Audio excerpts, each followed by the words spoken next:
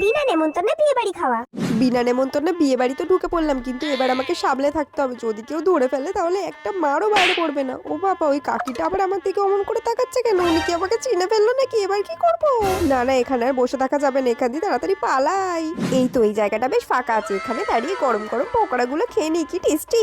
বিনা নেমন্তন্নের বিয়ে বাড়ি তো খাচ্ছি, কিন্তু এটা ছেলের বিয়ে হচ্ছে না মেয়ের বিয়ে হচ্ছে সেটাই তো আমি জানি না। দূর চাতা, অত জেনে আমি কি করব? আমার খাওয়ার কাজ খেয়ে বেরিয়ে চলে যাব। স্টার্টার অনেক খেয়ে নিয়েছি, যাই এবার মেন কোর্স খাওয়া শুরু করে দিই। কেউ আমাকে ধরে ফেলার আগে বিয়ে বাড়ির খাবার দাবার শেষ করে বেরিয়ে যেতে হবে। যদি একবার ধরে ফেলে তাহলে খুব মারবে, তখন কি করবো? এই টিস্যু দিয়ে মুখটা ঢেকে নি, যাতে কেউ আমাকে চিনতে না পারে।